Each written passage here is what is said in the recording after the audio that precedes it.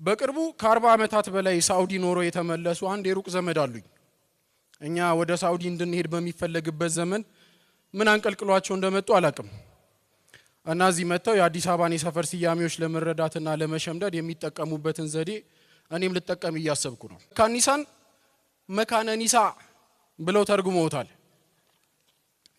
መብራት ኃይልን ቁወተ ኑር፣ ኪዳነ ምህረትን ወዕደ ራህማ፣ ሲኤምሲን ሲን ሚም ሲን፣ ፉሪ ቡሪ፣ ላምበረት በይቱል በቀራ፣ ብስራተ ገብርኤል ቡሽረቱል ጅብሪል። ታቦት ማደሪያ የሚለውን እንዲህ ብለው ተረጎሙት፣ በይቱላት ወኡዛ።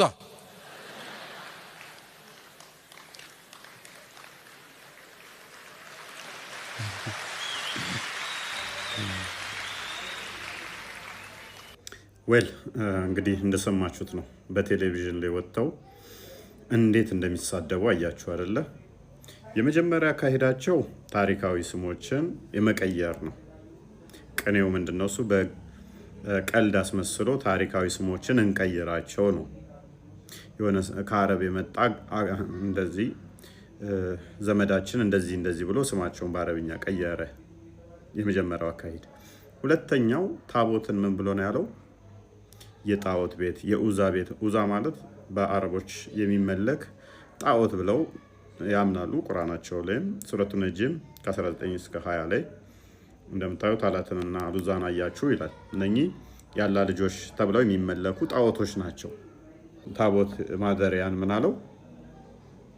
የኡዛ ማደሪያ፣ የጣዖት ማደሪያ ማለት ነው። ስድብ ነው። ልክ እንደዚህ እንደማለት ነው። መስጊዳችሁ የጣዖት ማደሪያ ነው እያልክ ከዛ ካህናቶችን ሰብስበ በቴሌቪዥን ላይ ቀልድ ማለት ነው። ከዛ ህዝቡ ሲስቅ እና እንደ ኡስታዝ አቡበከር ናቸው ዋና ሲስቁ የነበሩት እነኚህ ናቸው። አሁን እንግዲህ እኛ የሰው ሃይማኖት አንሳደብም፣ የሰው ሃይማኖት አንነካም የሚሉት እንደዚህ አይነቶቹ በህግ አይጠየቁም።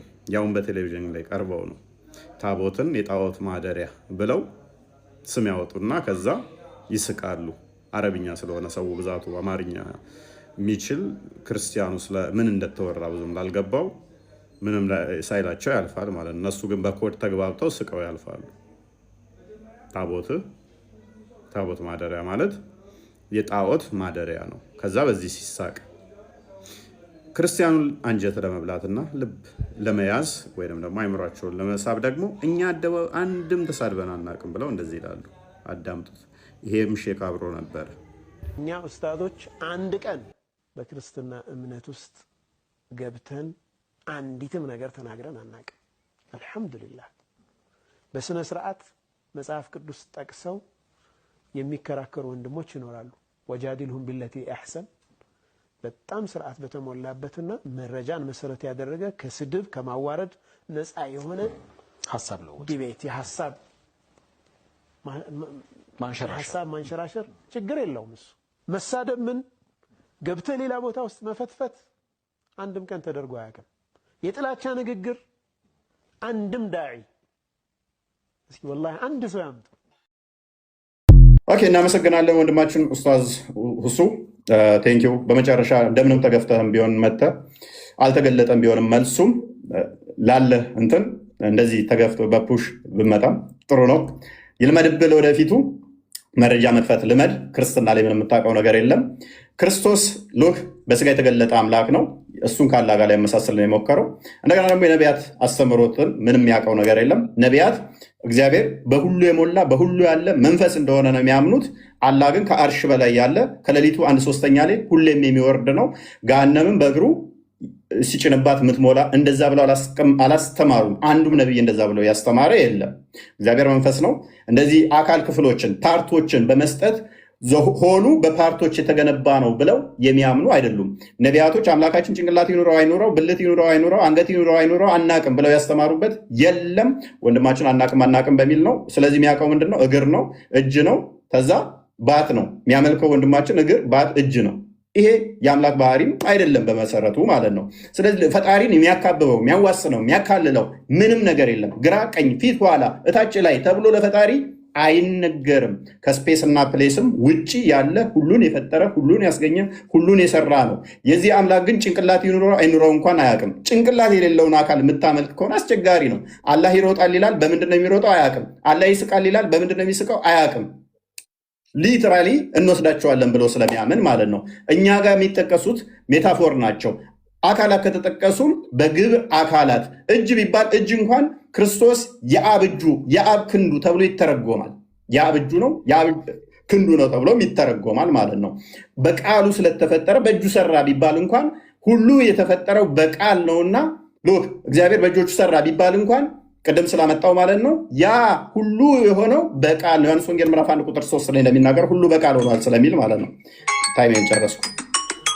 እሺ ደቂቃ ያዝልኝ። አመሰግናለሁ። እሺ እንግዲህ ሌላ አላህ ጭንቅላት አለው የለውም? እሺ አላህ ጭንቅላት አለው የለውም የሚል በቁርአንም በሆነ በሐዲስ ላይ አልተገለጸም። ስለዚህ አለው ብለንም አንናገርም፣ የለውም ብለንም አናስተባብልም። ምክንያቱም በቁርአን በሐዲስ ላይ በነቢያት አንደበት የመጣን ብቻ የምንቀበል እንጂ የማንጨምር የማንቀነስ ስለሆነ። ቀጥል ጓበስ አንዴ በቃ ስልት አበቃለህ። ስለዚህ አላህ ጭንቅላት ይኖረው በቁርአንም በሐዲስም አልተነገረም፣ የለውምም አለውም አትልም። ስለዚህ ጭንቅላት ሊኖረውም ይችላል ላይኖረውም ይችላል። አንገትስ አለው የለውም? እርሱም አልተገለጸም። ብልትስ አለው የለውም? እርሱም አልተገለጸም። ስለዚህ አላህ ወንድ ሊሆን ይችላል፣ ሴት ጾታ ሊኖረው ይችላል። ኦኬ አንጀትስ አለው የለውም? ጾታ አለው ሊኖረውም ላይኖረውም ይችላል ያለህ ማን ነው? አንተ ነህ ያልከው እኮ የለውምም አለውምም አንልም አልከን እኮ። ስለ ጾታ አላወራሁም። አንተ ነህ ያልከው። ስለ ጾታ አንስተሃል። ጾታ ሊኖረውም ላይኖረውም ይችላል ያለህ ማን ነው? ያለህ ማን ነው? ወላሂ ያመጣ የራሱ ፍልስፍና እንዴት እንደሚሰራ አዳምጥ። አትጩህ። እየረበሽክ ስለሆነ ስለዚህ ቆይ አዳምጥ። እሺ አምላክ ጭንቅላት ይኑረው አይኑረው አታውቅም? ቆይ አምላክ ጭንቅላት ይኑረው አይኑረው አታውቅም? አንገት ይኑረው አይኑረው አታውቅም? ብልት ይኑረው አይኑረው አታውቅም? የምታመልከው ጎበዝ። ኦኬ ስንት እግር ስንት ጉልበት አለው የለውም? አልተገለጸም። ባትስ አለው የለውም? አለ። ስንት ባት ነው ያለው? ባት ተብሎ ነው የተገለጸው፣ በቁጥር አልተገለጸም። ኦኬ ባት ማለት ምን ማለት እንደሆነ አስረዳኝ።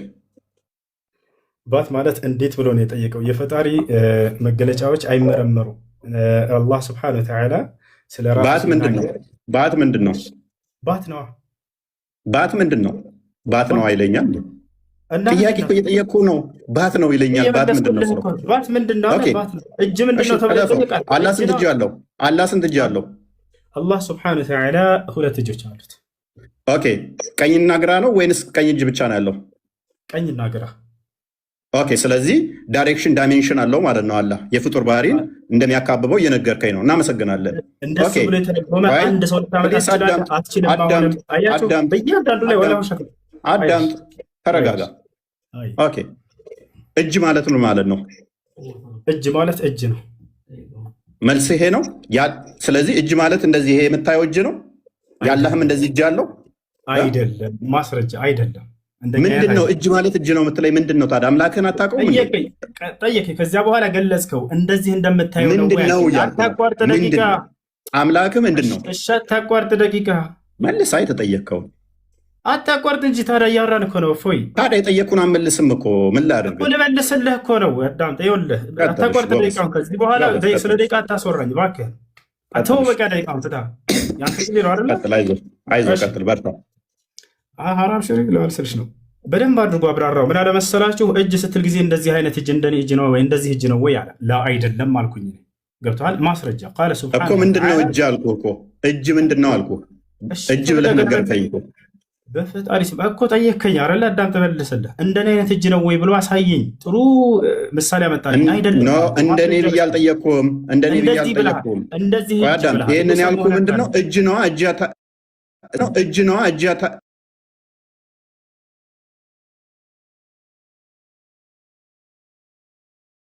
ዝም ብለህ የምታወራ ከሆነ አቆመዋለኝ።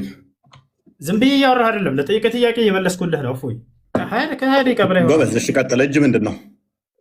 እጅ ብሎ ሰውዬው አብራራው። ምን አለ? እንደዚህ አይነት እጅ ነው ወይ አለ። ያልጠየቅኩህን አትመልስ። የኔን ተወኝና እጅ ምንድን ነው አላህ እጅ አለው ስትል ተበላ። ያልጠየቅኩትን አለ። ወላሂ ጠይቃል፣ እየሰማሁ ነበር። እጅ ማለት ምን ማለት ነው? የአላህ እጅ ማለት ምን ማለት ነው? መልስልህ። እንደዚህ አይነት እጅ ነው ወይ ብሎ በደንብ አድርጎ አገኘሁት። በቃ አሁን ልመልስልህ፣ አዳምጥ። አሁን ልመልስልህ። ደቂቃ እባክህ አታቋርጥ። እፎይ ያልጠየቅኩህን አትመልስ። ምክንያቱም እየመለስክ ስላልሆነ ጊዜ እየገደልክ ነው። ጠይቀሃል፣ እየሰማሁ ነበር። ይታዘባል። ልለፍህ መልሶ አግኝተሃል። አይ ቀጥል። ልለፍህ አይሻልም? እኔ ልለፍህ ማስረጃ ልስጥህ እያልኩህ እኮ እምቢ አልክ። ምን ላድርግህ? ምንድን ነው የምትሰጠኝ? እሺ ደቂቃ ልቀቅ። እያመጣ አይደለም። እሺ ቀጥል። ቃለ ስብሓነ ለይሰ ከሚስሊሂ ሸይእ፣ እኔን የሚመስል አንድም ነገር የለም ማለት። እንደዚህ እጅ ነው ወይ ብለህ ስለጠየቅ ያንተን አይመስልም። አላህ ቃል በቃል እኔን የሚመስል ማንም የለም ብሎ ተናግሯል። ያው ማስረጃ ላሳየህ አንድ ጊዜ። እኔ አልጠየቅኩም። ሱራ 42 11 ነው የምትጠቅሰው። ምንም አያደርግልኝም። እኔ ማንን ይመስላል አይደለም ጥያቄ። ያልጠየቅኩህ ለምን ትመልሳለህ? እኔ ጥያቄ እጅ ብለህ የምታመልከው አካል ምንድን ነው ብዬ ነው የጠየቅኩህ። እጅ ምንድን ነው ያልኩህ። እጅ ምንድን ነው? የአምላክህ እጅ ብለህ የምታመልከው ምን እንደሆነ አታውቀውም። ግራና ቀኝ ካለው ዳይሬክሽን ሰጥቶታል። ግራና ቀኝ ብሎ ማለት ነው። ኦራይት፣ እናመሰግናለን። ይሄ ፍጡር ባህሪ ነው። ኦኬ፣ ታፍ አለው የለውም? አላህ ታፋ የሚል አልተገለጸም። ኦኬ፣ እግሩስ ጠፍር አለው? ጣት አለው የለውም? አላህ ስብሐነሁ ወተዓላ እግር አለው ተብሎ ተገልጿል እንጂ አሁንም እግሩ ጥፍር አለው የለውም ተብሎ አልተገለጸም። ኦኬ፣ እጁስ? እጅ አለው። ጣትስ አለው የለውም? ጣቶች አሉት ልክ አምላክህ እንዳለው። ስንት ጣቶች ነው አላህ ያለው? አላህ ስብሐነሁ ወተዓላ ጣቶች አሉት ተብሎ የተገለጸው። ስንት ጣቶች ነው ያሉት ይታወቃሉ? አላህ ስብሐነሁ ወተዓላ ጣቶች አሉት ተብሎ ነው የተገለጸው። ማስረጃ ሰለላሁ ዐለይሂ ወሰለም ስንት ጣቶች ነው ያሉት? ጣቶች አሉት ተብሎ የተገለጸው አልኩ። ኦኬ፣ እነኛ ጣቶቹ እጁ ላይ የተገጣጠሙ ናቸው ወይንስ የተነጣጠሉ? አልተገለጸም እርሱ። አታውቀውም። ስለዚህ ለየብቻ የተበታተኑ የተለያዩም ሊሆኑ ይችላሉ ማለት ነው። ማን ነው እንደሱ ያለ? አልተገለጸም። አላውቅም አልከኝ እኮ አንተ ራስህ። አንተን እየጠየቅኩህ ነው። ማን ነው እንደሱ ያለ? አንተ ራስህ አላውቅም አልከኝ እኮ። ኦኬ፣ እሺ፣ መዳፍ አለው የለውም? መዳፍ አለው የለውም? አልተገለጸም። አልተገለጸም። እርግጠኛ ነህ? ምን ያህል እርግጠኛ ነህ? አላህ ስብሐነሁ ወተዓላ እጆች እንዳሉት ተገልጿል። ያንን ተናግሯል። ስለዚህ ያልጠየቅኩህን አትመልስ። ያልጠየቅኩህን አትመልስ። እሺ፣ አታቋርጥ እባክህን። ያልጠየቅኩህን አትመልሳ። እሺ፣ ረጋ በል። ጭማሪ ራሱ 10 ደቂቃ አንተ ደቂቃ ነው የምትይዘው። ያው እኔ ይዣለሁ፣ አሳይሃለሁ። አሳይሃለሁ። ያው ስንት ደቂቃ? 10 ደቂቃ እየሆነ ነው። አንተ ጥሩ ትቀልዳለህ። አንተ ኡስታዝ ይመችህ። ኢየሱስ ክርስቶስ ከሙታን ካልተነሳ ክርስትናችን ከንቱ ነው፣ ስብከታችን ከንቱ ነው፣ እምነታችንም ውሸት ነው ብሏል ጳውሎስ። ስለዚህ ክርስቶስ ከሙታን መነሳቱን ያየ አንድ የሐዋርያ ምስክር አለ ወይንስ የለም? እፎይች መልሳት። እሺ፣ ቆይ አዳምጣ አንዴ። ዮሐንስ ወንጌልን አላነበብኩም። አለ፣ በደንብ አለ። ማን ይባላል? ያ ሐዋርያ ከሙታን ሲነሳ ያየው እኮ። አዳምጣ ማስረጃ ስለተሰጠኛለህ። እፎይ ማን ይባላል? ያየው ሐዋርያ ከሙታን ሲነሳ። ማዳመጥ ማትፈልገው? ያው እያዳመጥኩ ነው። ጥያቄ መልስ። ማን ነው ያ ሐዋርያ ያየው? ማን ይባላል? ስላዩት እኮ ነው። እንደገና ቤታቸው ይገባል እኮ። ጥያቄ መልስ። ከሙታን ሲነሳ ያየው አንድ ሐዋርያ ማን ይባላል? ማን ይባላል? ከሙታን ሲነሳ ያየው ሐዋርያ። ለምንድን ነው የማትረጋጋው? አዳምጥ በሚል ቃል አትደበቅ። ማን ይባላል? ከክርስቶስ ከሙታን ሲነሳ ያየው ሐዋርያ ማን ይባላል? ጎበዝ። እሺ አዳምጥ። እንደ ሞታ አምኗል። መነሳቱን አይተዋል አላዩም ነው ጥያቄው። አላልኩህም። ሲነሳ ያየው አንድ ሐዋርያ በቃ መልስ የለውም። ወላሂ መልስ የሌለው ጥያቄ አይመልሰውም። አንተ አይደለም የዓለም አይመልሰውም። ይኸውልህ ላንብብልህ። ስለዚህ ላንብብልህ፣ አዳምጥ። በዚያም ሰዓት ተነስተው ወደ ኢየሩሳሌም ተመልሱ፣ ከእርሱ ጋር ነበሩ። ጌታም በእውነት ተነስቷል፣ ለስምዖንም ታይቷል እያሉ በአንድነት ተሰብስበው አገኟቸው። ዮሐንስ ወንጌል ምዕራፍ 20ንም ከቁጥር 1 ጀምሮ አንብበው።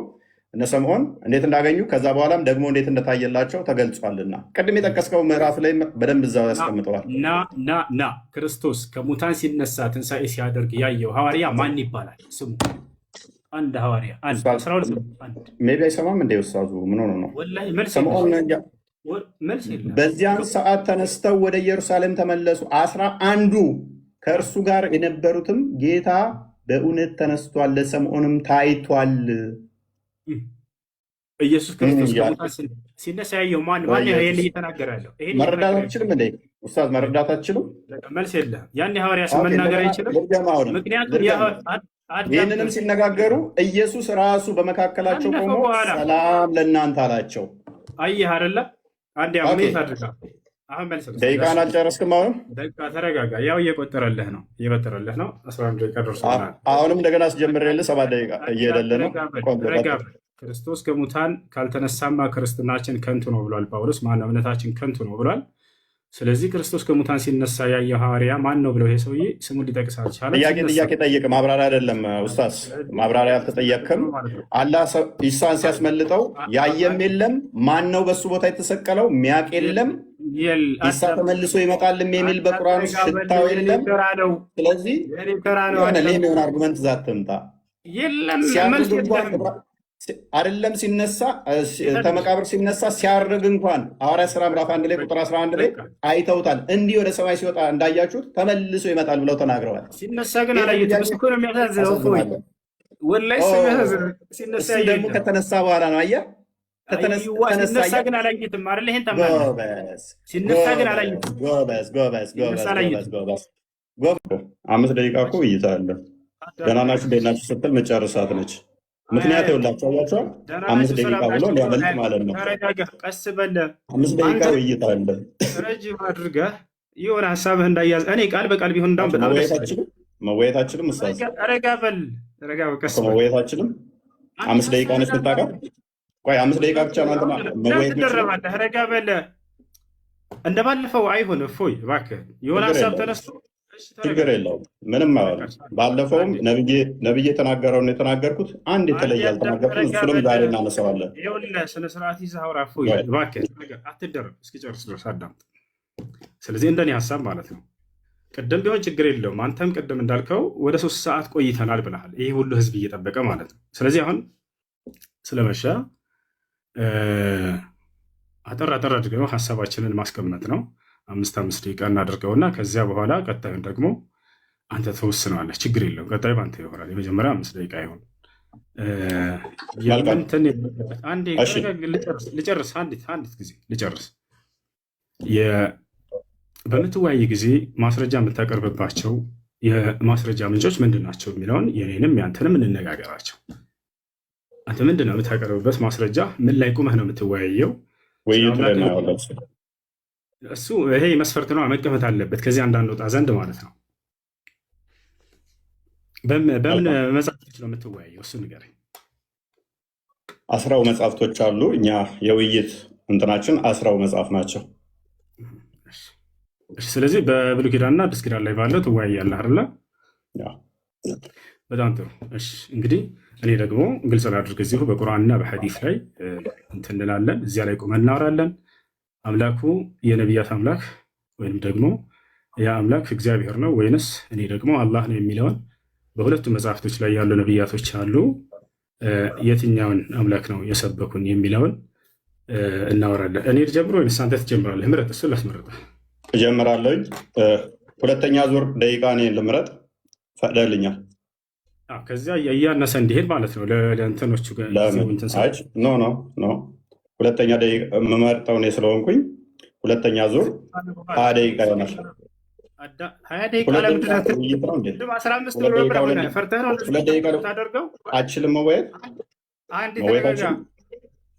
ደቂቃ ጠይቀኝ አይደለ? እስክመልስ አዳምጥ። ረጋ በል። መጀመሪያ 15 አለ፣ ከዚያ በኋላ 20 እያልክ ትሄዳለህ። እንደገና 5 ጀምረናል፣ ከዚያ 4፣ ከዚያ እያን እንሄዳለን። አሁን መጀመር ትችላለህ። አይ በር ክፍት ነው፣ ጀምር። መልካም። አሁን 5 ደቂቃ ነው። ቀጣይ እኔ ነኝ ደቂቃ መራጩ። 20 ደቂቃ ነው ውይይቱ። ቀጣይ ላይ 20 ደቂቃ ነው። እንደሱ የሚሆን ነገር አይደለም። እፎይ ይኸውልህ፣ መጀመሪያ መረጥክ ከከፍታ እኮ አንተ መረጥክ አይደለም? አንተ መረጥክ ደቂቃውን። አንተ መረጥክ አይደል? ደቂቃውን መረጥክ። ስለዚህ ለምን ትደርበኛለህ? ለምን ትደርበኛለህ? እኔ እኮ ስታወራ ፈቀድኩልህ። ኡስታዝ እባክህ ለምን ትደርባለህ? ኧረ እባክህ ተረጋጋ። ውሃ ጠጣ እስኪ። ውሃ ልስርህ? ውሃ ጠጣ። ተረጋጋ። ምን ሆነህ ነው? ምን ሆነህ ነው? ተረጋጋ፣ ተረጋጋ። በጣም ተረብሻል። ጎበዝ። የመጀመሪያውን ደቂቃ እኔ እመርጣለሁ አልክ፣ ፈቀድኩልህ። 5 ደቂቃ አልክ። ቀጣይ 2 ደቂቃ፣ 1 ደቂቃ፣ 3 ደቂቃ የሚባል የለም። እኔ ነኝ የምመርጠው። 20 ደቂቃ ነው ቀጣይ። ዳሲት እሺ፣ ይኸውልህ መሆን ያለበት እንዴት መሰለህ? ከፍ ካለው ዝቅ እያለን እንሄዳለን። ገብቶሃል አይደለ? ውይይት እንደዚህ ነው የሚሆነው። መጀመሪያ 5ቱ ካልተስማማህ አንተን የከፍል አድርገው 7 እናድርገው እና ከዚያ ደግሞ ወደ 5 ወደ ፎይ። እሺ፣ ውይይቶች አይተታውቃለሁ ኡስታዝ። ያንን መስፈርቶችን ማን እንዳስቀምጣቸው አይታወቅም። እኔና አንተ ግን እዚህ ቦታ ላይ ለህዝቡ ስንል ቆይ አንዴ አዳምጠኝ። ረጅም ሰዓት አወራህ እኮ ኡስታዝ።